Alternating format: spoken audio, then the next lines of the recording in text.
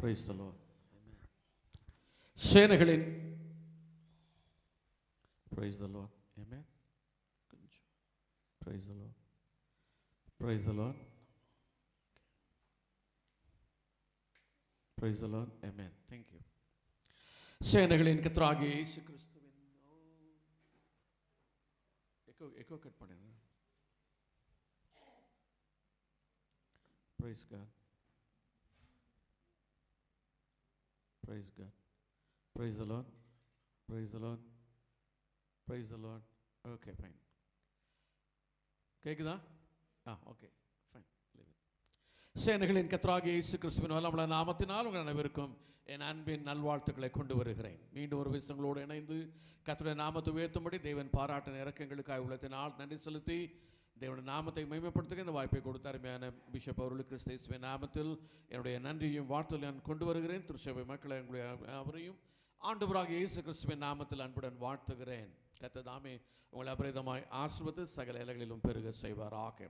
Christmas நாட்களிலே கொண்டாடி கொண்டிருக்கிற உங்களுக்கும் எனக்கும் தேவனாகிய கர்த்தர் விசேஷித்த ஆசீர்வாதங்களை வைத்திருக்கிறார் என்பதை விசுவாசத்தோடு நாம் காத்திருந்து தேவனுடைய நாமத்தில் பெற்றுக்கொள்ள கர்த்தர் நம் அனைவருக்கும் கிருபை செய்வார். தலையில் தாழ்த்தி கண்களை மூடி இம்மட்டும் உதவின எபினேசர் நம்மோடு கூட இருக்கிறார். இம்மானுவேல் நம்மோடு கூட இருக்கிறார். வழிநடத்த போகிற பரிசுத்த ஆவியானவர் நம்மோடு கூட இருக்கிறார். கர்த்தருடைய கரத்திலே முற்றிலும் வெறுமையாக்குவோம். ஆண்டவரே, நான் அல்ல, நாங்கள் அல்ல, குடும்பம் அல்ல, ஆண்டவரே எங்களை முழுமையாய் தாழ்த்துடைய கரங்களில் அர்ப்பணிக்கிறோம். கர்த்தரோடு பேசுவீராக. கேட்கலாமா? இந்த நாளிலும் வார்த்தை கேட்கும்படி வந்திருக்கிறோம். தகப்பனே, எங்களோடு நீர் பேசும். நாங்கள் விரும்புகிற விடுதலை கட்டளையிடுவீராக. நாங்கள் விரும்புகிற சுகத்தை தருவீராக. நாங்கள் விரும்புகிற ஆசீர்வாதம் பெற்றுக்கொள்ள உதவி செய்வீராக. கேட்கலாமா? இம்மட்டும் காத்த தேவன் இனிமேலும் காக்கவர் வல்லவராய் இருக்கிறார். ஆமென். கடந்த நாட்களில் கண்மணி போல் கருத்துடன் நம்மை காத்தாரே. கடந்த நாட்கள் போல் கருத்துடன் நம்மை காத்தாரே. கர்த்தரையே நம்பி ஜீவித்திட கிருபையும் இந்த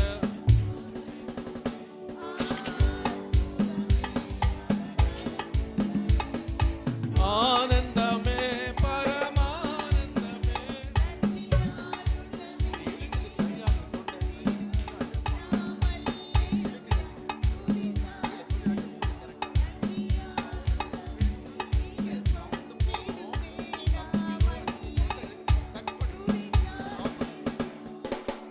இந்த வனாந்திர யாத்திரையில் இன்பதாமே சுனமோ இருப்பார். இந்த வனாந்திர யாத்திரையில் இன்பதாமே சுனமோ இருப்பார். போகையிலும் நாம் வருகையிலும் போகலிடமானதால் ஸ்தோத்தரிப்போமே.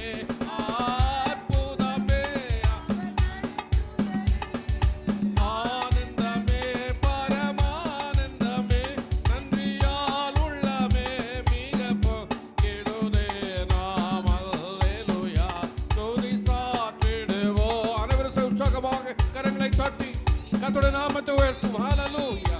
ஆண்டவருடைய மகிமை இறங்கி விட்டோம். தேவ வல்லமை துதித்து பாடிட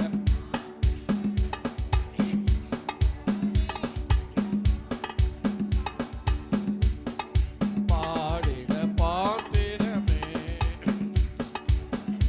சுவின் நாமமதே. துதிகளின் மத்தியில் வாசம் செய்யும் ஸ்தோத்தரிப்போமே. அற்புதமே அவர் நடத்துதலே.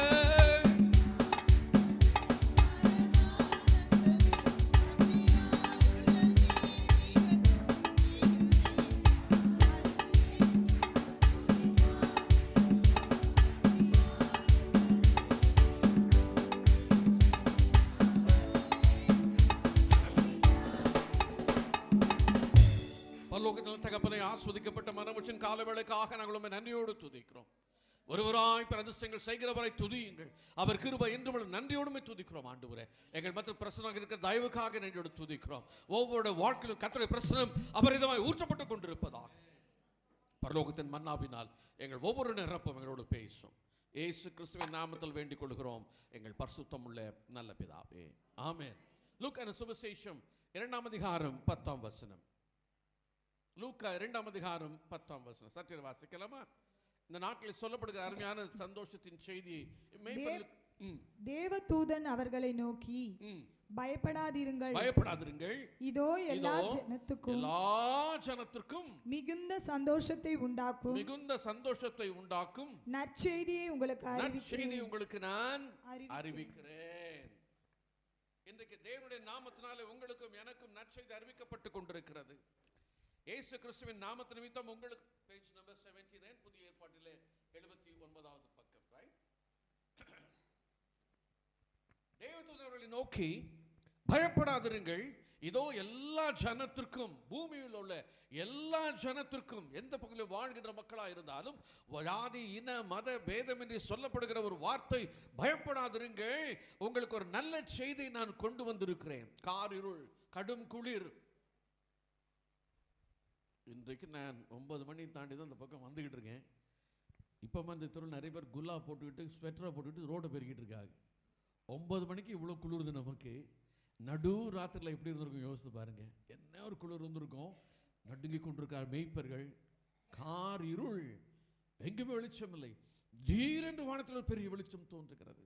அந்த வெளிச்சத்தை தேவதூதன் உண்டாகி சொல்லுகிறான், எல்லா ஜனத்திற்கும் மிகுந்த சந்தோஷத்தை உண்டாக்கும் நல்ல செய்தி உங்களுக்கு கொண்டு வரும். மேய்ப்பர்களுக்கு அறிவிக்கப்பட்ட முதல் வார்த்தை தான், முழு உலகத்திற்கு அறிவிக்கப்பட்ட முதல் வார்த்தை, பயப்படாதிருங்கள். கிறிஸ்துவுக்குள் பிரியமானவர்களே, இந்த கால வேளை இந்த உலகமே ஏதோ ஒரு காரியத்தை குறித்து பயந்து கொண்டிருக்கிறது. இன்றைக்கு நீங்களும் நானும் கூட ஏதோ ஒரு காரியத்தை குறித்து பயத்தோடு அமர்ந்து கொண்டிருக்கிறோம். எதிர்காலத்தை குறித்ததான ஒரு பயம், என் வியாதி குறித்ததான ஒரு பயம், என் தேவைகளை குறித்ததான ஒரு பயம், இனி என்ன சம்பவிக்க போகிறதோ ஒன்றும் புரியவில்லை என்று சொல்லி கலக்கத்தோடு அநேகர் இன்றைக்கு நாம் வாழ்ந்து கொண்டிருக்கிறோம். யாரை கேட்டாலும் ஒரே பதில் சொல்றாங்க, என்னமோ வாழ்க்கை ஓடிக்கிட்டு இருக்கு, ஏதோ கர்த்தர் கிருபை வண்டி ஓடுது, ஏதோ வண்டி ஓட்டிக்கிட்டு இருக்கோம், நம்ம எல்லாம் வண்டி ஓட வைக்கிறார். இதுதான் உலகத்தில் நடந்து கொண்டிருக்கு. ஒருத்தரும் கூட நான் நல்லா இருக்கேன், நான் ரொம்ப சந்தோஷமா இருக்கேன், சமாதானமா இருக்கேன், ஒரு வார்த்தை எங்கேயும் கேட்க முடியல. அது சாதாரண நிலைமையில் இருக்கிற மக்களாக இருந்தாலும் சரி, நடுத்தரவாக இருந்தாலும் சரி, அவர்கள் பணக்காரர்களாக இருந்தாலும் கூட சரி, யாருமே இன்றைக்கு நிம்மதியான வாழ்க்கை வாழும்படியான சூழ்நிலை இந்த உலகத்தில் இப்பொழுது இல்லை. ஏதோ ஒரு கலக்கம், சோர்ந்து போயிருக்கிறார்கள். ஆகவே தான் இன்றைக்கு வேதம் சொல்லுகிறது, நீங்கள் எந்த நிலைமையில் வந்திருக்கிறீர்கள், கொன்று குறித்தும் சோர்ந்து போகாதிருங்கள். உங்களுக்கு நல்ல செய்தி நான் கொண்டு வந்திருக்கிறேன். முதலாவது பயத்தை புறம்பே தள்ளுங்கள். Fear not. ஆண்டவர் சொல்லுகிறார், பயப்படாதிருங்கள். உங்களுக்கு நல்ல செய்தி. என்ன நல்ல செய்தி? ஆண்டவராக இயேசு கிறிஸ்து உங்களுக்காக தாவீதின் ஊரிலே பிறந்திருக்கிறார். ஹல்லேலூயா. இயேசு கிறிஸ்து பிறந்திருக்கிறார். இயேசு கிறிஸ்து பிறந்திருக்கிறார். இயேசுவா? ஆம். சற்று வாசித்து பார்க்கலாமா? 11ஆம் வசனத்தில் என்ன சொல்லப்படுகிறது? 14ஆம் வசனம் வரைக்கும். லூக்கா நற்செய்தி நூல் 2ஆம் அதிகாரம் 11ஆம் வசனம். அந்த க்ஷணமே பரமசேனையின் திரள் அந்த தூதனுடனே தோன்றி உன்னதத்தில் இருக்கிற தேவனுக்கு மகிமையும் பூமியிலே சமாதானமும் மனுஷர் மேல் பிரியமும் உண்டாவதாக என்று சொல்லி தேவனை துதித்தார்கள். அவர்கள் போகிறார்கள், ஆண்டவரை காண்கிறார்கள். வேதம் அழகாய் சொல்கிறது, பிரியமானவர்களே, நல்ல செய்தி உங்களுக்கு வந்திருக்கிறது. இயேசு கிறிஸ்து உங்களுக்காக பிறந்திருக்கிறார். முன்னணியிலே காணப்போகிறீர்கள். அவர் உங்களுக்காக நல்ல செய்தியை மாத்திரமல்ல, நல்ல ஆசீர்வாதங்களையும் கொண்டு வரப்போகிறார். 3 காரியங்கள். பூமியிலே சமாதானம், மனுஷன் மேல் பிரியம் உண்டாவதாக. இந்த காரியம்தான் இன்றைக்கு நாட்டில் எங்குமே இல்லை. மனுஷருக்குள்ள பிரியம் இல்லை, பூமியில என்ன இல்லை? சமாதானம் இல்லை. சமாதானம்ங்கிறது எத்தனை கிலோன்னு எல்லாம் தேடி தேடி வாங்க வேண்டிய நிலைமைக்கு தள்ளப்பட்டிருக்கும். யாருக்குள்ளே சமாதானம் இல்லை. இயேசு கிறிஸ்து சமாதான பிரபுவாய் நம் மத்தியில் இன்றைக்கு வெளிப்பட்டு கொண்டிருக்கிறார். எசாயா தீர்க்கதரிசியின் புத்தகம் 9ஆம் அதிகாரம் 6ஆம் வசனம் சொல்லுகிறது, நமக்கு ஒரு பாலகன் பிறந்தார், நமக்கு ஒரு குமாரன் கொடுக்கப்பட்டார், கர்த்தர் தோளின் மேல் இருக்கும், அவர் நாமம் அதிசயமானவர், ஆலோசனை கர்த்தர், வல்லமுள்ள தேவன், நித்திய பிதா, சமாதான பிரபு எனப்படி is the prince of peace. இந்த இயேசு கிறிஸ்து பிறந்த நோக்கம் 5 விதமான ஆசீர்வாதங்களை தேவன் கொண்டு வருகிறார். அவங்க வாழ்க்கையில அதிசயமான காரியங்களை செய்ய போகிறார். உங்கள் வாழ்க்கை நல்ல ஆலோசனை கொண்டு வர போகிறார். நம்முடைய வல்லமை வெளிப்படுத்தி எல்லாவற்றையும் விடுதலை செய்ய போகிறார். உங்களுடைய வாழ்க்கையில தேவனோடு இருக்கும்படியா நித்திய வாழ்வை நம்ம கொடுக்கும்படி அவர் நித்திய கடவுளாக வெளிப்பட்டு கொண்டிருக்கிறார். எல்லாவற்றுக்கும் மேலாக சமாதான பிரபுவாய் தேவன் மத்தியிலே ஆசீர்வாடி கொண்டிருக்கிறார். கிறிஸ்துவுக்குள் பிரியமானவர்களே, இந்த காலவெளியில் தேவனாகிய கர்த்தர் உங்கள் வாழ்க்கையில் இருக்கிற எல்லா அலைச்சல்களையும் அவர் எண்ணி வைத்திருக்கிறார். சங்கீதக்காரன் அழகாய் சொல்லுகிறான் 96 ஆண்டவர் அழகாய் சொல்லுகிறார். 56ஆம் சங்கீதம் நினைக்கிறேன். ஆண்டவர், தேவரீர் என் அலைச்சல்களை எல்லாம் நீர் எண்ணி இருக்கிறீர், என் கண்ணீரை உம்முடைய துருத்திலே வையும், அவைகள் உம்முடைய கணக்கில் அல்லவோ இருக்கிறது என்று சொல்லுகிறார். இன்றைக்கு நீங்கள் வடித்திருக்கிற ஒரு கண்ணீர், நீங்கள் புலம்புகிற எல்லா சத்தங்களையும் கர்த்தருடைய செவிகள் கேட்டுக்கொண்டிருக்கிறது. நிச்சயமாக மனம் இறங்குவார். நிச்சயமாக 56ஆம் சங்கீதம் 8ஆம் வசனம் சொல்லுகிறது, என் அலைச்சல்களை தேவரீர் எண்ணி இருக்கிறீர், என் கண்ணீரை உடைய துருத்திலே வையும், அவர்கள் உம்முடைய கணக்கில் அல்லவோ இருக்கிறது. இன்றைக்கு சமாதானத்திலிருந்து, சந்தோஷத்திலிருந்து, நிம்மதி இழந்து வேதனையோடு வந்து காணப்படுகிறீர்கள். ஆண்டவரே, உம சமூகத்திற்கு நான் வந்திருக்கிறேன், என் வாழ்க்கையில் ஒரு விடுதலை தேடி வந்திருக்கிறேன், என் வாழ்க்கையில் ஒரு ஆசீர்வாதத்தை பெற்றுக்கொள்ளும்படி வந்திருக்கிறேன். இந்த கால வேளை என் வாழ்க்கையில் நீ நிச்சயம் ஒரு நன்மையை செய்தே ஆக வேண்டும். உமது கரம் எனக்கு ஆதரவாய் நீட்டப்படட்டும். இயேசு கிறிஸ்து வந்து ஒரு அருமையான காணிக்கை பாடல். அந்த அம்மா எங்க இருக்காங்க? கிளம்பிட்டாங்களா? சாந்தி அம்மா இருக்கீங்களா? Okay, right. அருமையான ஒரு பாட்டை பாடினாங்க. என்ன பாட்டு? பாவியாக என்னை. கேட்கலையா நீங்க அந்த பாட்டை? கேட்க காதுள்ளவன் இருந்தால் தானே கேட்கறதுக்குங்கிறீங்களா? என்ன கேட்டான்? என்ன பாடினாங்க? பாவியாக என்னை. எதுக்காக வந்தார் ஆண்டவர்? என்ன ஒரு சத்தமாக காணும்? அந்த அளவு கேட்டிருக்கிறோன்னே. நேசித்தபடி அப்படி தானே பாடினீங்க? பாடுங்க, அந்த லைனை பாடுங்க, திரும்ப பார்க்கலாம்.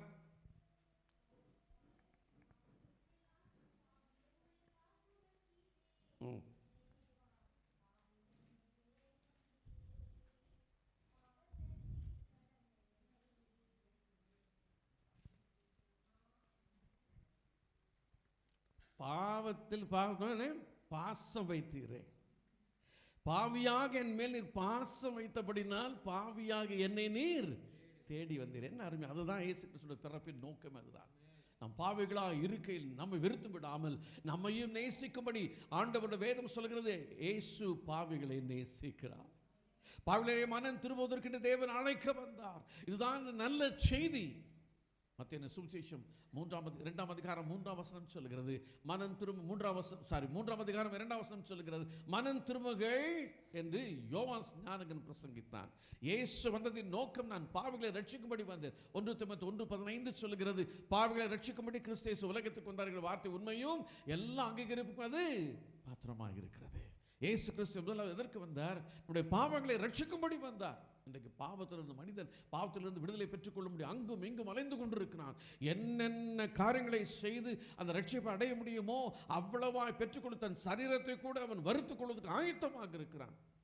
ஒரு காலகட்டங்களிலே பார்க்கிறோம், மக்கள் அங்கும் அங்கும் காவிகளை ஏந்தி கொண்டு கால்நடையாய் நடந்து செல்கிற எத்தனையோ ஜனங்கள் இங்கிருந்து வேளாங்கண்ணிக்கு நடந்து செல்கிறார்கள், இங்கிருந்து பழனிக்கு நடந்து செல்கிறார்கள், சபரிமலைக்கு நடந்து செல்கிறார்கள். என்னென்னமோ காரியங்கள். காரணம் ஒரே ஒரு காரணம் தான், என் பாவத்திலிருந்து நான் விடுதலை பெற வேண்டும்.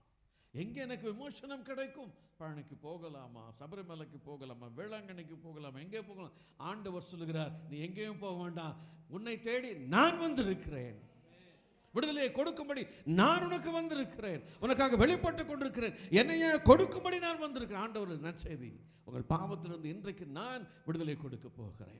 மனம் திரும்ப, உங்கள் பாவத்திலிருந்து எல்லாவற்றையும் உங்கள் வாழ்க்கை அர்ப்பணிங்கள், உங்கள் ரத்தத்தினால் கழுவப்படும்படி ஒப்புக் கொடுங்கள். கர்த்தருடைய ஆவியானவர்களுக்குள் வந்து எல்லாவற்றையும் நீக்கி நம்மை பரிசுத்தமாக்குவதற்கு உண்மை உள்ளவராக இருக்கு. இயேசு கிறிஸ்துவின் ரத்தம் சகல பாவங்களை நீக்கி நம்மை சுத்திகரிக்கும் என்று வேதம் சொல்லுகிறது. இயேசு கிறிஸ்து வந்த ஒரே நோக்கம், இன்றைக்கு நம்ம ஆலயத்திற்குள் வந்திருக்கிறோம் என்று சொன்னால் ஒரே ஒரு நோக்கம், நான் ரட்சிக்கப்பட்டிருக்கிறேன். இயேசுவின் இரத்தத்தினால் கழுவப்பட்டிருக்கிற நிச்சயத்தோடு நான் மூழ்கி இயேசுவின் திருப்பெயரால் நான் ஞானஸ்நானம் எடுத்து இந்த சபையில கிறிஸ்துவுடைய அங்கமாக இருக்கிறேன். The church is a community. இந்த சபை என்பது ஆலயம் ஏதோ கட்டடம் அல்ல, ஏதோ மக்கள் அல்ல, இது ஒரு பெரிய சமூகம், சமுதாயம். இது ரட்சிக்கப்பட்ட ஜனங்களை தேவன் அனுதினமும் சபைக்குள்ளே சேர்த்து கொண்டே வந்தார். அவனால் ரட்சிக்கப்பட்ட ஜனங்களாய் நிரம்பி இருக்கிற இந்த சபையா இருக்க வேண்டிய இந்த சபைக்குள்ள அமர்ந்திருக்கிற நீங்களும் நானும் ரட்சிப்பின் அனுபவத்தை உடையவர்களாய் இருப்பதற்காக இயேசு கிறிஸ்து உலகத்திற்கு வந்தார். ஏதோ கிறிஸ்மஸ் வரப்போகுது, கேக் வாங்கணும், கிறிஸ்மஸ் ஆராதனை முடிஞ்ச உடனே ட்ரெஸ்ஸை போட்டு குதிச்சு 2 பலூன் எல்லாம் தொங்க விட்டு கேக்கு வெட்டினுச்சுன்னா கிறிஸ்மஸ் முடிஞ்சு போச்சு. நமக்கு மத்தியானம் ஒரு ஆடோ மாடோ கோழியோ ஒன்று மண்டையை போட போகுது. அதை போட்டு முடித்த உடனே அன்னையோட கிறிஸ்மஸ், திரும்ப அடுத்த வருஷம் நமக்கு கிறிஸ்மஸ். சடங்காச்சாரமாக இன்றைக்கு பெயர் கிறிஸ்துவளாய் வாழ்ந்து கொண்டிருக்கிறோம். அநேகருடைய வாழ்க்கையில் இன்றைக்கு கிறிஸ்துவ அர்த்தமே தெரியாமல் கிறிஸ்துவாய் வாழ்ந்து கொண்டிருக்கிறோம். நாம் கிறிஸ்துவை உடையவர்களாக வாழ வேண்டும் என்று கர்த்தர் விரும்புகிறார். நம்முடைய வாழ்க்கையில் அநேக நம்மை காணும் பொழுது இவர்கள் கிறிஸ்துவின் உடையவர்கள் என்று சொல்லி சாட்சி சொல்ல வேண்டும். இந்த வேதம் என்ன சொல்கிறோ அதன்படி வாழ்வதற்காக தான் நாம் அழைக்கப்பட்டிருக்கிறோம். என்று சொன்னாங்க வர வேண்டிய அவசியமே இல்லை. எனக்கு முழு உலகமும் அங்கும் எங்கும் அலைந்து திரிந்து கொண்டிருக்கிறது. ஏதோ ஒரு வழியில் போய் கொண்டிருக்கிறார்கள். நானும் உலகத்தோடு உலகமாய் வாழ்ந்து கேட்டால் சொல்கிறாங்க, பைபிள் படிலாம் நம்மளால என்ன பண்ண முடியாது, வாழ முடியுமா முடியாதா? முடியும். அதுக்கு தான் ஆண்டவர் வந்தார். வாழ முடியுங்கிறதுக்காக ஆண்டவர். இல்லைடா அவர் வர வேண்டிய அவசியம் இல்லையே, ஆண்டவர் வர வேண்டிய அவசியம் இல்லையே. எதற்காக ஜீவனை கொடுக்க, எதற்காக சத்த சிந்த வேண்டும், எதற்காக அவர் பாடுபட வேண்டும், என் பாவத்தை அவர் ஏன் சுமக்க வேண்டும், அநீதி செய்கிற எனக்காக நீதிமான அவர் ஏன் மறிக்க வேண்டும், அசுத்தமான எனக்காக பரிசுத்தர் ஏன் வெளிப்பட வேண்டும். வேதம் எனக்கு கொடுக்கப்பட்டிருக்கு மிகப்பெரிய மகிழ்ச்சி. இந்த வேதத்தின்படி வாழ்கிறவர் பாக்கியம். வேதம் சொல்லுது கர்த்தரை தன் தெய்வமாய் கொண்டிருக்கிற ஜனம் பாக்கியம் உள்ளது அப்படின்னு சொன்னால் அவர் சொல்லுகிற கற்பனைப்படியும் வாழ வேண்டும் என்று சொல்லி தேவன் விரும்புகிறார். இன்றைக்கு வேதம் கொடுக்கிற ஒரே ஒரு ஆலோசனை, நல்ல செய்தி. இயேசு கிறிஸ்து பிறந்த கிறிஸ்து என்று சொன்னால் ரட்சகர் என்று அர்த்தம். இயேசு எனக்குள் வரும்பொழுது என் பாவங்கள் மன்னிக்கப்பட்ட நிச்சயத்தோடு கூட நான் வாழும்படி அழைக்கப்பட்டிருக்கிறேன். ஏதோ கிறிஸ்துவை வாழ்வோம், கிறிஸ்துவ பெயரை சாடுகிற கிறிஸ்துவர் என்பது அல்ல. இன்றைக்கு இந்த பரிசுத்தமான வாழ்க்கை வாழும்படி கொடுக்கப்பட்டிருக்கிற ஒரு ஸ்லாக்கியம், பெரிய ஸ்லாக்கியம். நாட்கள் வருகிறது, பூமி காரிருள் மீண்டும் உலகத்தை மூட போகிறது. இயேசு கிறிஸ்து ராஜாதி ராஜாவாய் வரப்போகிறார். நியாயம் தீர்க்கும் போது நம்முடைய நிலைமை என்னவாக இருக்கும்? பரலோகத்துக்கு அழைக்க வந்த தேவனை நோக்கி அவரை நோக்கி ஓட போகிறோமா, அல்லது நமக்கு நியமிக்கப்பட்டிருக்கிற ஆக்கணைக்கு நாம் தள்ளப்பட போகிறோமா? 2 காரியங்கள் தான். ஒன்று, அதிலும் இருமனம் உள்ளவன் தேவனத்தை எதையாக பெற்றுக்கொள்ளலாம் என்று எண்ணாத நினைச்சு கூட பார்க்கக்கூடாது. ஒன்று, நான் கர்த்தரை நோக்கி ஓட போகிறேன். அப்படி இல்லைன்னு சொன்னால் நரகம் என்பது நிச்சயம் என்பதை நாம் ஒருபோதும் மறந்து விடக்கூடாது. கையில் பைபிள் வச்சிருக்கவெல்லாம் பரிசுத்தவான் கிடையாது. இங்கே ஏறி நின்று பிரசங்கம் பண்ணுற நாங்கள் ரொம்ப பரிசுத்தவான் நினைச்சிடக்கூடாது. எல்லாரும் பாவிகள் தான். ஆனால் ஒன்று, நான் இயேசு ரத்தத்தால் ரட்சிக்கப்பட்ட நிச்சயத்தோடு வாழும்படி தேவனால் தெரிந்து கொள்ளப்பட்டவன்.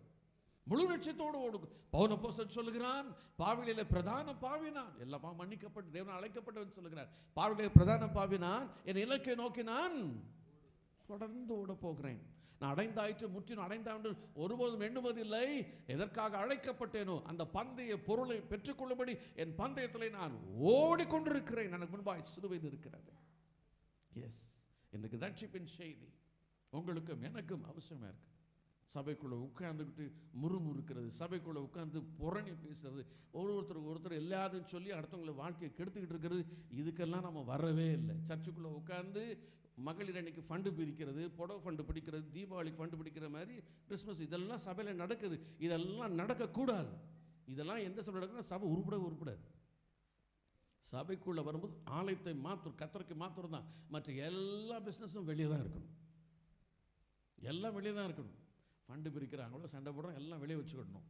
உள்ளுக்குள்ளே ஒன்றும் வரக்கூடாது. ஏன்னா இது கடைசி காலம் என்று அன்றைக்கே சொல்லப்பட்டிருக்கு. என்ன காலம் வாசித்து பார்க்கலாமா? 2 தீமோத்தேயு 3ஆம் அதிகாரம் முதல் சில வசனங்களை சற்றே வாசிக்கலாம். பேஜ் நம்பர் புதிய ஏற்பாட்டில் 293வது பக்கம். புதிய ஏற்பாட்டில் 293வது 293. 2 தீமோத்தேயு 2ஆம் அதிகாரம் முதல் வசனம் வாசிக்கலாம். வாசிங்க. 3ஆம் அதிகாரம். இந்த சுவிசேஷத்தின் நிமித்தம் இல்லை 3ஆம் அதிகாரம் சொன்னேன். 2:9-3. மேலும் கடைசி நாட்களில் கொடிய காலங்கள் வரும் என்று அறிவாயாக. பாருங்க, கடைசி நாட்களில் கொடிய காலங்கள் வரும் என்று அறிவாக. எப்படி எனில் மனுஷர்கள் நல்லா கவனித்து கொண்டே வாருங்கள். மனுஷர்கள் தற்பிரியராயும் பணப்பிரியராயும் வீம்புக்காரராயும் அகந்தை உள்ளவர்களாயும் தூஷிக்கர்களாயும் தாய் தகப்பன்மாருக்கு கீழ்ப்படியாதவர்களாயும் நன்றி அறியாதவர்களாயும் பரிசுத்தம் இல்லாதவர்களாயும் சுவாப அன்பில்லாதவர்களாயும் இணங்காதவர்களாயும் அவதூறு செய்கிறவர்களாயும் இச்சை அடக்கம் இல்லாதவர்களாயும் கொடுமை உள்ளவர்களாயும் நல்லோரையும் பகைக்கிறவர்களாயும் துரோகிகளாயும் துணிகரம் உள்ளவர்களாயும் இருமாப்புள்ளவர்களாயும் தேவ பிரியராய் இல்லாமல் சுகபோக பிரியராயும் தேவ பக்தியின் வேஷத்தை தரித்து அதன் பலனை மறுதலிக்கலாயும் இருப்பார்கள். இப்படிப்பட்டவர்களை நீ விட்டு, அப்படி போட்டிருக்கா, இப்படிப்பட்ட நல்லா ஒட்டிக்கொண்டு போட்டிருக்கா. கேடுகிட்ட சமுதாயம் இல்லை இது. இருக்கிறதுலே ஃபர்ஸ்ட் சமுதாயம் நம்ம சமுதாயம். ரட்சிக்கப்பட்டேன்னு சொல்லுவான், ஞானாசனம் எடுத்தேன்னு சொல்லுவான், என்னை மாதிரி பரிசுத்தமான ஒருத்தர் இல்லைம்பா, அல்லேலூயான்னு குதிப்பான், என்னென்னமோ பண்ணுவான், நான் தான்பா. ஆனால் அவனுக்குள்ள இத்தனை அசுத்தங்களும் இருக்குது. வேதம் சொல்லுகிறது, தற்பிரியராய் நான் தான் என்னோட பெரிய ஆள் யாரும் இல்லை அப்படின்னு பெருமையாக பேசிக்கொள்வது. பணம்னு அலையிறது. பணம் வேணும் தான், ஆனால் எல்லா தீமைக்கும் வேறாக இருக்கிறது. பணம் வேணும், பணம் இல்லாமல் ஒன்றும் பண்ண முடியாது. ஆனால் பணம் என்றே நாம் ஓடிக்கொண்டிருக்க கூடாது. அந்த பணத்தை கர்த்தர் கொடுப்பார், அதுக்கு ஏற்றபடி நான் மூன்றாவது வேதம் வீம்புக்காரராயும், வீம்பு பண்ணிக்கிட்டே இருப்பாங்க, வீம்பு பண்ணுறாங்க சும்மா எதுக்கு எடுத்தாலும். ஏன்னா உனக்கு மட்டும் தான் தெரியுமா, எங்களுக்கு தெரியாதா, என்கிட்ட கேட்கக்கூடாதா, என்ன நீயே பண்ணிட்டு போகிற, இதெல்லாம் நடக்கும். நான் ஏற்கனவே சொல்லியிருக்கேன், எங்கள் ஊழியத்தில் நடக்கிற ஒரு காரியம், இந்த ஆண்டு விழா வந்துச்சுனால பெரிய பிரச்சனைனா யூனிஃபார்ம் பிரச்சனை தான். அதுவும் எஸ்பெஷலி லேடிஸ்க்கு புடவை எடுக்கிறது பெரிய பிரச்சனை. நாங்களும் வருவோம் எங்கே புடவை கடைக்கு. யாராவது 2 பேர் போங்க, போய் பார்த்துட்டு கத்த சீத்த எது அழகாக இருக்கோ, உங்களுக்கு மனசு எது பிடிச்சிருக்கோ எடுத்துகிட்டு வாங்கன்னு சொல்லிடுவேன். நான் கிடைக்க போகிறதில்ல இப்போல்லாம். எல்லாட்டையும் சொல்லுவோம், நீங்கள் வந்து பெசாட்டில் போய் அமைதியாக வேலையை முடிச்சுட்டு வாங்க. ஆனால் அங்கே குரூப் ஒன்று சொல்லும், நாங்களும் வருவோம். அதனே நீங்கள் மட்டும் போகிறது, போகும்போதே கலகத்தை உண்டாக்குறது. இந்த பாரு, அவங்க சொல்கிறத நீ கேட்காத, நம்ம சொல்கிறத மாதிரி அவங்க செய்ய வைக்கணும், நம்ம சொல்கிற சேரை தான் எடுக்க வைக்கணும், நம்ம சொல்கிற சுடிதார் கலர் தான் வாங்கணும். இப்படி அதுக்குள்ளே 2 குரூப்பு. இந்த சுடிதாரையும் புடவையும் சமாளிக்கிறதுக்கு ஊழியக்காரனுக்கு பைத்தியமே பிடிச்சிருது. நானும் என் மனைவி இந்த வருஷம் அழகான பிளான் பண்ணோம். என் மனைவிட்ட சொல்லிட்டேன், நீ சுடிதாரை பற்றியும் பேசக்கூடாது, சாரி பற்றியும் பேசக்கூடாது, என்னென்ன பண்ணிட்டு போட்டோம் விட்டுரு அப்படின்ட்டேன். கடைக்கு யார் போகிறாங்களோ போகட்டும், என்ன எடுக்கிறாங்களோ எடுத்துகிட்டு வரட்டும், நம்ம 2 பேரும் வாயை திறக்க வேண்டாம். இந்த வருஷம் ஒதுங்கிட்டோம். சரியான மண்டையடி, தாங்க முடியாத ஒரு தலைவலி, வீம்பு பண்ணுறது, அதுவும் ஊழியத்தில் தான் வீம்பு பண்ணுறது. நான் சொல்கிறத கேளுங்க, இப்படி தான் சபைக்குள்ள சின்ன சின்ன விஷயம், அதில் எங்கேருந்து அன்பு அங்கே கெட்டு போகுது. ஒரு 10 பேர் கோயில் இன்னும் பாட போகிறாங்க, 10 பேர் சறுக்க போகிறாங்க அப்படின்னு அவங்கள உற்சாகப்படுத்தணும்னு நினச்சா அந்த 10 பேருக்குள்ளேயே பிரச்சனை வந்துடுது. நான் இந்த கலர் சேரை தான் கட்டுவேன், நான் சுடிதார் தான் போடுவேன்னு 50 வயசு கழிவேன்னு சொல்லுது. இவங்களை போய் என்ன மேய்ச்சி என்னத்தை பண்ணுறது ஒன்றும் புரிய மாட்டேங்குது. சின்ன சின்ன விஷயம் வீம்பு பண்ணுறது. வேதம் சொல்லு பாரு, எல்லாம் உங்கள் சபையில் அது இருக்கான்னு எனக்கு தெரியாது, நான் பொதுவாக சொல்லிட்டு இருக்கேன். அகந்தை என்னது? போடா அப்படின்ட்டு அசட்டையாக போகிறது, யாரையும் மதிக்க மாட்டாங்க, ஒருத்தரையும் மதிக்க மாட்டாங்க, அகந்தையாக நடந்துக்கிடுறது. 3வது காரியம் தூஷிக்கிறது, வாய்க்கு வந்தபடி பேசுறது. நீ உருப்பிடுவியா, நீ விளங்குவியா, நீ நாசமாக போவ. யார் பேசுறது? கிறிஸ்தவன் தான் பேசுகிறான், விசுவாசி தான் பேசுகிறான், சபையில் ஐக்கியமாக இருக்க வேண்டியவன் தான் பேசுகிறான். வேதம் அழகை சொல்லுகிறது பாருங்க. அடுத்தது தாய் தகப்பன்மாருக்கு கீழ். இந்த ஒபீடியன்ஸுங்கிறது இல்லவே இல்லை. பெற்றவர்களை யாரும் மதிக்கிறதே கிடையாது. சின்ன பிள்ளைகள் கூட இன்னைக்கு பெற்றவங்களை மதிக்க மாட்டேங்குது. அம்மாவை பார்த்து வா போங்குது, அப்பாவை பார்த்து வாடா போடாங்குது. ஒரு தகப்பனுக்கு ஒரு மரியாதை கண்டிப்பாக கொடுக்குறோம். வாங்க அப்பா, அம்மா வாங்க, அம்மா சொல்லி கொடுங்க. எனக்கு நம்ம செல்லம் கொடுத்து பிள்ளைகளை கெடுத்து வச்சுருக்கோம். பிள்ளைகள் வளர்ந்த நல்லா படித்த பிள்ளைகள் வாம போமாங்க, மேனஸே தெரிய மாட்டேங்குது. பிள்ளைகளுக்கு சொல்லிக் கொடுக்கணும், நம்ம வாங்க போங்க அப்படிங்கிற மரியாதை சொல்லிக் கொடுக்கணும். அடுத்த வேதம் சொல்லுகிறது நன்றி அறியாதவர்களாயும். இன்னைக்கு நிறைய நடக்குதுல்ல இந்த இடத்துல. ஒரு காரியம் நினச்சிக்கோங்க, நீங்கள் யாருக்கு உதவி செய்தீங்களோ அவங்க தான் உங்களை மிதிப்பாங்க. இது நாங்கள் நிறைய அனுபவிச்சுட்டு இருக்கோம். அந்த காலத்தில் சங்கீதக்காரனே சொல்கிறான், என் துரோகியாக இருந்தால் கூட பரவாயில்ல, ஒரே தட்டில் சாப்பிட்டோம், ஒரே பாயில் படுத்து தூங்கணும், ஒன்றா சர்ச்சுக்கு போகணும், எல்லாம் செய்தோம், எனக்கு துரோகம் பண்ணவன் வேறு யாருமே இல்லை, என் கூடயே இருந்த என் ஃப்ரெண்டு தான் அப்படிங்கிறான். நான் யாருக்கு உதவி செய்த அவன் தான் என் குதிகாலை எனக்கு விரோதமாய் தூக்கினான், என்னை மிதிக்கப்பட்டு எழுப்பினான். இந்த சபையில் நன்றி அறிதல் உள்ளவர்களாய் எத்தனை பேர் இருக்கிறோம்? இந்த ஊழியம் நமக்காக இவ்வளோ பாடுபடுறாங்க, ஜெபிக்கிறாங்க. ஒரு சிக்குன்னு சொன்னால் ஓடி வந்து பார்க்குறாங்க, ஒருத்தருக்கு உதவி சொன்னால் தங்களை முடிஞ்சதை செய்கிறாங்க, அங்கேருந்து ஃபோன் பண்ணி எப்படி இருக்கு விசாரிக்கிறாங்க. இவ்வளோ அழகாக ஊழியம் நிறைவேற்றும் போது நன்மைகளை பெற்ற நாம் இந்த சபையில் நினைத்திருக்கிறோமா? யாராவது ஒன்று சொன்னால் அங்கே ஓடி போயிடுறது, யாராவது சொன்னால் இங்கே ஓடி போயிடுறது. அவங்களே இயேசு தானே சொல்கிறாங்க, இவங்களும் ஊழியம் தானே செய்கிறாங்க. ஆனால் நீங்கள் எங்கே நன்மையை பெற்றீங்களோ அங்கே தான் சாப்பிடணும். முனியாண்டி ஹோட்டலில் சாப்பிட்டுட்டு சாப்பாடு சாப்பிட்டுட்டு சரவணா பவனில் போய் பில் கட்டுவீங்களா நீங்கள்? எங்கே சாப்பிட்டீங்களோ அங்கே தான் கட்டணும். இங்கே உங்களுக்கு பிசாசு ஓட இங்கே தான் வரணும். விளங்குதா? பிசாசு அங்கங்கே வருவான், நானும் ஊழியக்காரன் தான் வருவான். ஊழியக்காரனோட சூப்பராக அவன் ஊழியஞ்சவான் பிசாசு. ஒன்று தெரிஞ்சுக்கோங்க, உங்களுக்கும் எனக்கும் தெரிஞ்ச வசனத்தை அவனுக்கு ரொம்ப நல்லா தெரியும். நம்ம பண்ணுற பிரசவத்தை அவன் ரொம்ப நல்லா பண்ணுவான். நம்மளோட கலைஞர் அதிகமாக பேசுவார், வைகோ அதிகமாக பேசுவார். அவளுக்கு ரட்சிப்பு இருக்கா? நம்மளோட வசனம் அவங்களுக்கு அதிகமாக தெரியும். கலைஞர் அடிக்கடி சொல்கிற வசனம் வெள்ளையடிக்கப்பட்ட கல்லறைகளே அப்படின்னு வசனம் இருக்குது அப்படிம்பார். எவ்வளோ அழகாக சொல்கிறார். அவருக்கு நம்மளோட நிறைய வசனம் தெரியும். ஆனால் ரட்சிக்கப்பட்டாரா? நமக்கு தெரியாது. ரட்சிக்கப்பட்டிருக்கணும். அங்கே எங்கே எல்லாம் வசனம் சொல்லுவாங்க. ஆனால் எங்கே நம்ம நன்மையை பெற்றுமோ அங்கே நீங்கள் நான் நிலைத்திருக்கணும். அதோட வசனம் சொல்லுகிறது பரிசுத்தம் இல்லாதவர்களாயும். ஞானஸ்தானம் எடுத்திருப்பேன், எல்லாம் பண்ண எல்லாம் செய்தாலும் பரிசுத்தம் இல்லாத ஒரு வாழ்க்கை, கர்த்தருக்கு பிரியமில்லாத ஒரு சுவாப அன்பு, அன்புங்கிறதே இருக்காது. எப்போ பார்த்தாலும் கோல் சொல்கிறது, யாரை பற்றியாவது புறம் பேசிட்டு அலையிறது. இங்கே உட்காந்து நல்ல வசனத்தை வக்கனே கேட்க வேண்டியது, வெளியே போய் வக்கனே பேச வேண்டியது. ஆலயத்துக்கு வெளியே போனால் தான் நம்ம யாருன்னு தெரியும். இப்போ இல்லை, உள்ளவே தெரியுது. அன்பில்லாதவர்களாயும் இன்றைக்கு சமுதாயம் ரொம்ப சீர்கெட்டு போயிருக்கு. துரோகிகளாயும் துணிகரம் உள்ளவர்களாயும் நல்லோர்களையும் பகைக்கிறவர்களாயும். அதுதான் சங்கீதக்காரன் சொன்ன இருமாப்பு. இருமாப்பு என்னது? இடும்பு செய்கிறவன். இருமாப்பு என்னது கொஞ்சம் சொல்லுங்களேன், எனக்கு தெரியல. இருமாப்பு என்னது?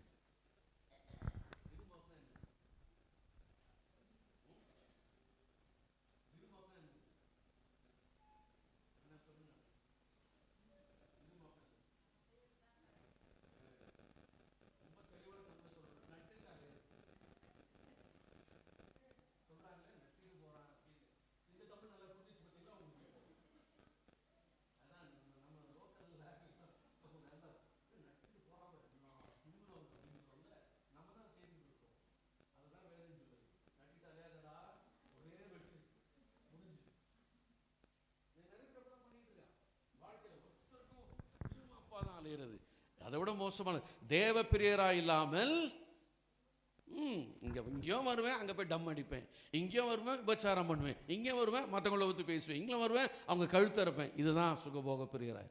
தேவ பக்தியின் வேஷத்தை தரித்து அதன் பலனை மறுதல் இருக்கிறான் இருப்பார். இப்படிப்பட்டவர்களை விட்டு விலகு. எச்சரிக்கை. இன்றைக்கு எல்லா இடங்களும் நான் உள்ள நுழையும் போது சொல்லிட்டு இருந்தாங்க, யாரோ ஒரு தீர்க்கதரிசனம்லாம் கத்த சொன்ன சபைகளை காரில் மூடு நேரம் வந்தது. உண்மை உண்மை உண்மை. இதுதான் காரணம். இத்தனை விஷயங்களும் நம்ம சபைக்குள்ளே நடந்து கொண்டிருக்கிறது. ஆண்டவர் இவைகளில் இருந்து விடுதலை செய்யும்படி தான் கத்த வந்தார். இந்த பாவங்களை ரட்சிக்கும்படி தான் இயேசு வந்தார். இந்த கிறிஸ்துமஸ் ஒரே நோக்கம் பாவிகளை ரட்சிக்க வேண்டும் என்பதற்காகத்தான். நான் வேறு பிரசங்கத்தை ரெடி பண்ணி கொண்டு வந்தேன். அவன் என்னன்னு தெரியல, ட்ராக் வேறு மாதிரி போயிட்டு இருக்கு. ஆவேல ஒரு காலத்தில் கண்டித்து தான் ஆண்டவர் பேசுவார். அந்த வசனம் தான் வேணும் சபைக்குள்ளே. இன்னைக்கு வெறும் ஆஸ்வாதமாக நீ என்ன தப்புனாலும் பண்ணிக்கோ, 2 பொண்டாட்டியை வச்சுக்கோ, என்ன பண்ணிக்கோ, என்னன்னா பண்ணிட்டு போ, சினிமாவுக்கு போ, மாலுக்கு போ, குடி, வெறி, பாக்கு போடு, எல்லாம் பண்ணு, ஆனால் சபையில் வந்து விழுந்துரு அப்படின்னு சொல்கிற பிரசங்கெல்லாம் இப்போ நடந்துக்கிட்டு இருக்கு. மலேசியாவில் ஒரு காலத்தில் பிரசங்கம் பண்ணுறார் ஒரு பாதிரியார், நீ விபச்சாரம் பண்ணுறியா பண்ணு, ஆனால் சண்டே சர்ச்சுக்கு வாங்குறார், அது உன் தொழில், நீ பண்ணிக்கோ அப்படிங்கிற. அப்புறம் என்ன ஊழியம், எதுக்கு சபை, அந்த பாஸ்டர் எதுக்குன்னு நான் கேட்குறேன். துணிகரம், அதான் வேதம் சொல், இந்த துணிகரமான பாவங்கள் அவர் கிருபை இல்லை, இதுக்கெல்லாம் கிருபை ஆண்டவர் வெளிப்படுத்த மாட்டார். சவுக்கு எடுத்தார்னா ஒருத்தரும் தாங்க மாட்டோம். இன்றைக்கு சபைகளில் நாம் சத்தியத்தை அறிந்து கொள்ளும் விதமாய் சத்தியங்கள் போதிக்கப்பட வேண்டும், சத்தியத்துக்கு கீழ்ப்படிய வேண்டும் என்றுதான் கர்த்தர் விரும்புகிறார். சத்தியத்தை அறிவீங்கள், சத்தியம்தான் உங்களை விடுதலையாக்கும், சத்தியம்தான் விடுதலையாக்கும். நான் பாம்பேக்கு பல வருஷங்களுக்கு கன்வென்ஷன் போயிருந்தேன். 3 நாள் மீட்டிங்ஸ். முதல் நாள் இந்த கீபோர்டில் ஒரு லேடி உட்காந்து ப்ளே பண்ணிக்கிட்டு இருந்தாங்க. எனக்கு ஆவியானவர் பயங்கரமாக இடப்படுறார். கர்த்தர் சொல்கிறாரு, இவர் வேசி இவ வாசிக்க விட வேண்டாம், அவளை அந்த சீட்டில் வந்து எழும்ப சொல்லுங்கிறார். நானே சென்னையிலேருந்து பாம்பேக்கு போயிருக்கேன், எப்படி நான் அந்த பாஸ்டர் சொல்கிறது. மீட்டிங் முடிஞ்சிட்டு பாஸ்டர் கூட சொன்னார், பாஸ்டர் அந்த பிள்ளை அங்கே உட்காந்துருக்கு, எனக்கு ஆவியில் உடன்பாடில், தயவுசெய்து நாளை அந்த பிள்ளை இங்கே வாசிக்க வேண்டாம்னு சொல்லுங்கள். அந்த பிள்ளை அங்கே வாசிக்கக்கூடாது, வேறு யாராவது வாசிக்கலாம், கீபோர்டே வேண்டாம், பெசாட்டில் விட்டுருங்கன்னு.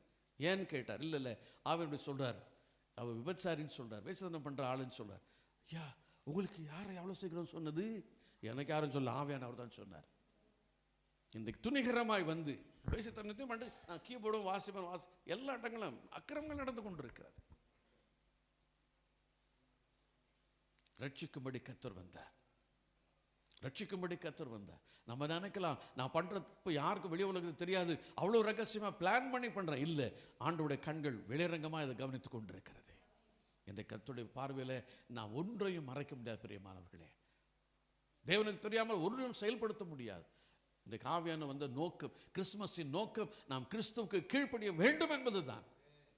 கிறிஸ்துவுக்காக வாழ்வதென்றால் கிறிஸ்துவுக்காக வாழ்வோம், ஒன்று ஆண்டவருக்காக பின் சொல்லுவோம். இல்லை என்றால் எலியா நீங்கள் சொன்னார், கர்த்தரே தெய்வமானால் கர்த்தரை பணிந்து கொள்ளுங்க, பாகால் தெய்வமானால் ஓடி போயிருங்க பின்னாடி. சவால் விட்டு சொன்னான், அக்கினி இறங்கி வந்தது, பட்சித்தது, கர்த்தரே தெய்வம் நிரூபித்தார். இன்றைக்கு சத்தியம் நமக்கு சொல்லப்படவில்லை. சத்தம் நல்லா இருக்கு, சபைகளை சத்தம் நல்லா இருக்கு, சத்தியம் இல்லை. கீழ்ப்படியும். இன்றைக்கு கீழ்ப்படி ஆரம்பித்தால் ஆசீர்வாதத்தின் பெருக்கத்தை நிச்சயமாக நீங்கள் காண்பீர்கள். கர்த்தர் உங்களை ஆஸ்வதிக்கவே விரும்புகிறார். விடுதலை என்பது எல்லாவற்றிலும் விடுதலை, எல்லாவற்றிலும் விடுதலை. கர்த்தர் இன்றைக்கு ஒரே ஒரு காரியத்தை, பாவத்திலிருந்து மீட்கும்படியாகவே தேவகுமாரன் வெளிப்பட்டார், பிசாசின் கிரியை அழிக்கும்படியாகவே தேவகுமாரன் வெளிப்பட்டார். இன்றைக்கு நம்முடைய வாழ்க்கையில் நாணலை போல அல்ல, கிறிஸ்துவுக்காக வைராக்கியமாய் பட்டை தீட்டப்பட்ட வைரங்களாய் மாற வேண்டும். அக்கினியால் சுட்டரிக்கப்பட்ட தங்கம் போல புடமிடப்பட்டவர்களாய் நாம் மாற வேண்டும். நம்முடைய வாழ்க்கை கர்த்தர் பார்த்து கொண்டிருக்கிறார். ஒவ்வொரு அசையும் தேவன் கவனித்துக் கொண்டிருக்கிறார். நியாய தீர்ப்பில் நிச்சயமாக கேள்வி கேட்கும் போது நாம் பதில் சொல்லி ஆக வேண்டும் நிர்பந்தத்துக்குள் நாம் இருக்கிறோம். மாய்மாலத்தை விட்டு விலகென்று கர்த்தர் சொல்லுகிறார். சீர்கான பேச்சுகளை விட்டு விலகென்று கர்த்தர் சொல்லுகிறார். இந்த காலத்திற்கு வந்திருக்கிறோம். ஆண்டவரே, ஒரு ரத்த நாள் கழுவப்பட்டிருக்கேன் வாழ்க்கையை சம்பந்தம். அப்போதுதான் கர்த்தர் சொல், இருளில் இருக்கிற ஜனங்கள் பெரிய வெளிச்சத்தை கண்டார்கள். மரலில் இருக்கிற ஜனங்கள் மேலே பெருச்சம் உண்டாயினது.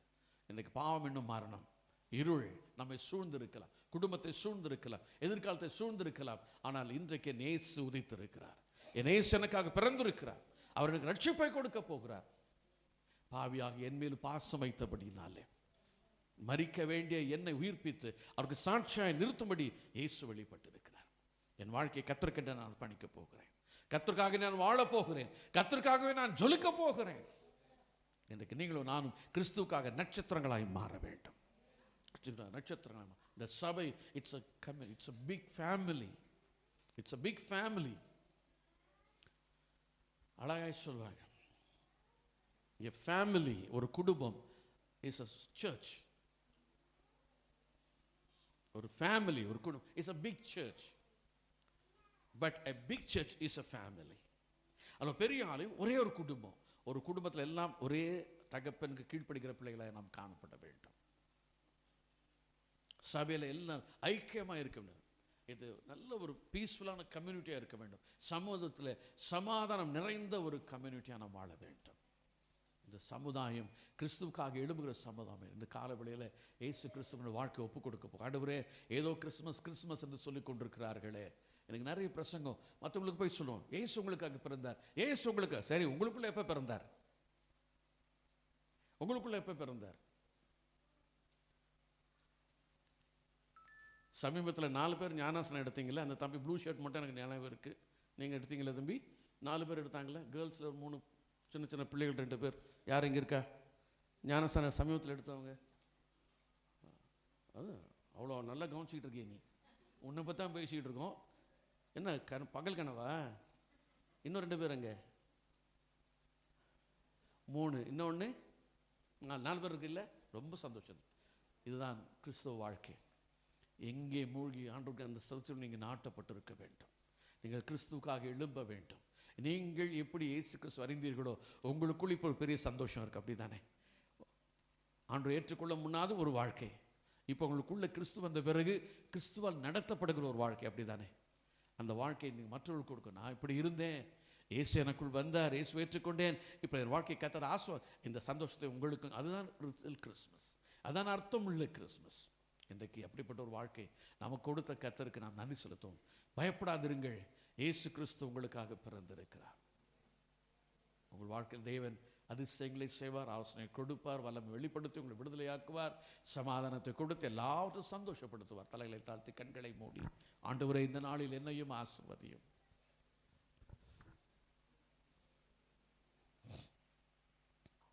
ஆண்டவரே நான் என்ன செய்யட்டும்? பிஷப் சொன்னாங்க, யாரோ ஒருத்தர் சாட்சி சொன்னீங்கன்னு சொல்லி உபவாசம்லாம் இருந்து ஜெபிக்கிறோம், பிரச்சனை அதிகமாகுது. கவலைப்படாதீங்க, உங்களுக்காக போராடுகிற கர்த்தர் இருக்கிறார், உங்களுக்காக யுத்தம் செய்கிற கர்த்தர் இருக்கிறார், உங்களுக்கு விடுதலை கொடுக்கிற கர்த்தர் பிறந்திருக்கிறார். நன்மையானதை காணப்போகிறேன். என் வாழ்க்கை முதல்ல கர்த்தரிடத்தில் ஒப்பு கொடுப்போம். அதற்காக ஆண்டவரே என் வாழ்க்கையை நான் ஒப்பு கொடுக்கிறேன், எனக்கு மனம் திரும்புகிறேன், இயேசுவை கழுவப்படும்படி அர்ப்பணிக்கிறேன் என்று சொல்லுவோம். கர்த்தர் பெரிய காரியங்களை செய்வார். ஆமென். உனக்கு எதிரான ஆயுதங்கள் வாய்க்காதே போகும்.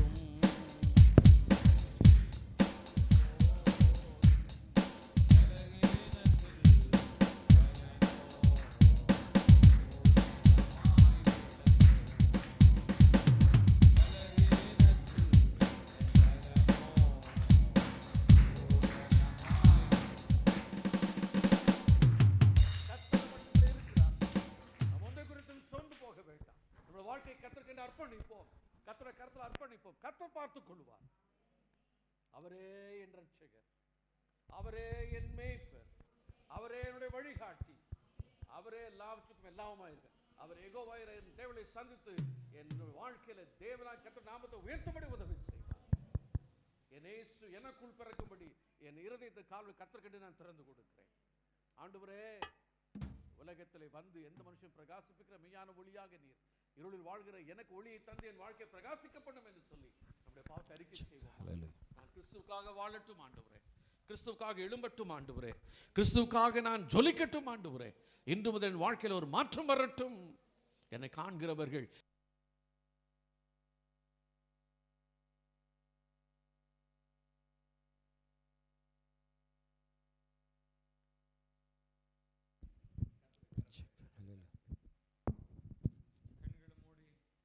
நம் கர்த்தரை நோக்கி பார்க்கலாமா?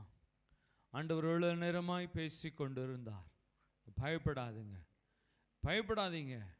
நீங்கள் பயப்பட வேண்டிய ஒரே ஒரு காரியம், நம்ம தேவனுக்கு விரோதமான காரியத்தை செய்வதற்கு பயப்பட வேண்டும். தேவனுக்கு விரோதமான காரியத்துக்கு நாம் பயப்பட வேண்டும். அந்த 2 தீமோத்தேயு 3ஆம் அதிகாரத்தில் 1 முதல் 5 வசனங்களை நம்ம படித்து பார்த்தோம். தேவன் சொன்ன வார்த்தைகளை கீழ்ப்படிந்து தேவன் நம்மளை ரட்சித்ததன் நோக்கத்தை நிறைவேற்ற கர்த்தருக்கென்று நம்மளோட வாழ்க்கையை ஒப்பு கொடுப்போம். நம்ம நிச்சயமாய் ஒரு நாளும் நம்ம இந்த உலகத்திற்கு பயப்படவே வேண்டாம். கர்த்தர் நம்மளை நிறைவான ஆசீர்வாதத்தினால நம்மளை விடுதலை கொடுக்கவும் பாவத்திலிருந்து ரட்சிக்கவுமே கிறிஸ்து இயேசு உலகத்துக்கு வந்து நம்மளை மீட்டெடுத்திருக்கிறார். மீட்டெடுத்தது நோக்கத்தை நிறைவேற்றணும், அவருக்காக வாழணும். இந்த பாவங்களில் எந்த காரியத்திலும் நாம் சிக்கிக்கொள்ளாதபடி கர்த்தர் நம்மளை காத்து கொள்வாராக. நாம் செபிக்கலாமா? கண்களை மூடி நாம் செபிப்போம். என் அன்பு பரிசுத்த தேவனே, இவ்வளவு நேரமாய் தெளிவான தேவனுடைய வார்த்தைகளை என் தேவன் எங்களோடு பேசி கொண்டிருந்தீர் ஆண்டவரே. உம்முடைய பரிசுத்த நாமத்துக்கு நன்றி செலுத்துகிறோம். ஏசப்பா, நாங்கள் பயப்படாம கர்த்தருக்குள்ளே வாழுகிறதான தேவனுடைய பிள்ளைகளாக இருக்கணும் ஆண்டவரே.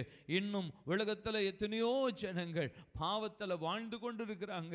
இந்த நற்செய்தியை இயேசுவே நாங்கள் உலகத்துக்கு அறிவித்து எங்களோட வாழ்க்கையை சாட்சியாய் ஆண்டவரே நாங்கள் வாழ்ந்து நாங்கள் அநேகரை கிறிஸ்துவுக்குள்ள நடத்துகிறவர்களாய் மாற்றுங்க அப்பா. தேவனே, இவ்வளவு நேரமாய் எங்களோடு பேசுகின்ற வார்த்தைகளுக்கு நன்றி ஆண்டவரே. அங்கள் மூலமாய் கர்த்தர் நீர் பேசினீர் ஆண்டவரே. உம்முடைய பரிசுத்த நாமத்துக்கு நன்றி செலுத்துகிறேன். அவர் செய்கிற ஊழியங்களை என் தேவனீர் ஆசீர்வதிப்பீராக.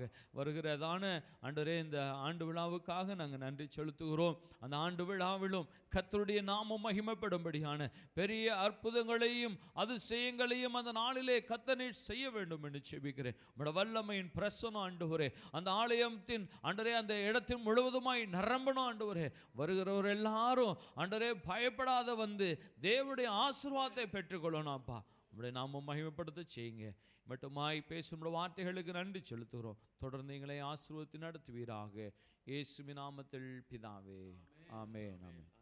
நம்முடைய கர்த்தராகிய இயேசு கிறிஸ்துவின் கிருபையும் பிதாவாகிய தேவனுடைய அன்பும் பரிசுத்த ஆவியானுடைய கிருபையும் இன்னும் சதா காலங்களிலும் நம் அனைவரோடும் நிலைத்திருப்பதாக. ஆமென். இயேசு கிறிஸ்து மாறாதவரே, மாறாதவரே, மாறாதவரே. ஆமென். இயேசு கிறிஸ்து மாறாதவரே, நித்திய நித்தியமாய். ஹல்லேலூயா, ஹல்லேலூயா, ஹல்லேலூயா, ஹல்லேலூயா, ஹல்லேலூயா, ஹல்லேலூயா. என் ஆத்துமாவே கர்த்தரை ஸ்தோத்திரி, என் முழு பரிசுத்த நாமத்தை ஸ்தோத்திரி. என் ஆத்மாவே கர்த்தரை ஸ்தோத்திரி, கர்த்தர் செய்த சகல உபகாரங்களையும் மறவாதே. ஆமென்.